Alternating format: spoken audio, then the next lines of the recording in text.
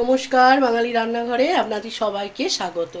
আজ আমার রেসিপি চিংড়ি সর্ষে বাটা দিয়ে চিংড়ি সর্ষে পোস্ত বাটা দিয়ে।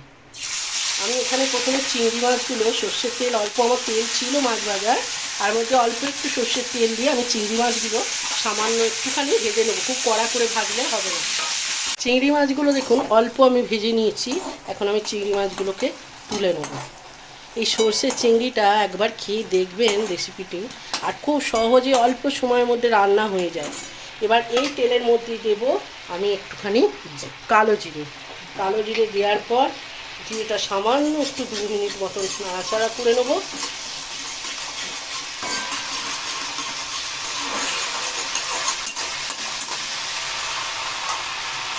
এবার আমি টমেটোগুলোকে দিয়ে আর সামান্য অল্প একটু নুন দিলাম, যাতে টমেটোগুলো খুব ভালো ভাজা হয় এবং নরম হয়ে যায়। এবার এটা একটু আমি নরম হওয়া পর্যন্ত অপেক্ষা করব।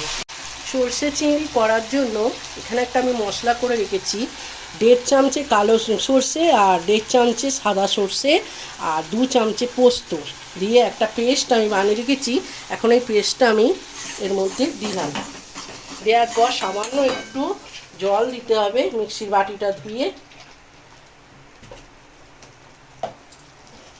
এবার আমি মিক্সির বাটিটা ধুয়ে একটু জল দিলাম, আর এর মধ্যে দেব শুকনো লঙ্কা, মানে যেটা ঝাল লঙ্কা, ওটা আমি দিয়ে দিলাম। এটা একটু ঝাল ঝাল খেতে হয়, আর খেতে খুব সুন্দর হয়, অল্প টাইমের মধ্যে বানানো হয়ে যায়। আর এখানে দেব পরিমাণ মতো লবণ আর সামান্য একটু হলুদ গুঁড়ো দিয়ে যতক্ষণ না আমার এই সর্ষে বাটাটা একটুখানি ফুটে উঠছে ততক্ষণ আমি অপেক্ষা করব। এই দেখুন সর্ষেটা আর পোস্তটা ফুটে উঠেছে। এই সময় আমাকে চিংড়ি মাছগুলো দিয়ে দিতে হবে। এবার একটুখানি হতে দেবো যতক্ষণ না চিংড়ি মাছটা একটু এর সাথে সিদ্ধ হয়।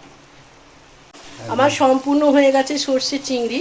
আর এখানে যেটা দিতে হবে অল্প একটু সর্ষের তেল। সর্ষের তেলটা এটা দিতেই হবে। আর আমার কাছে ধনেপাতা ছিল না বলে আমি ধনেপাতা দিলাম না। আপনাদের কাছে ধনেপাতা থাকলে ধনেপাতা দেবেন।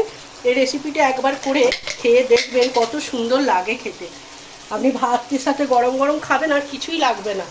একবার ট্রাই করে দেখবেন। যদি ভালো লাগে একটা লাইক, শেয়ার আর কমেন্টের জন্য আপনাদের কাছে অনুরোধ রইল। চ্যানেলটা সাবস্ক্রাইব করবেন যাতে নতুন নতুন রেসিপিগুলো আপনাদের কাছে পৌঁছাতে পারে। ভালো থাকবেন, সুস্থ থাকবেন, ভালো খাবার খাবেন।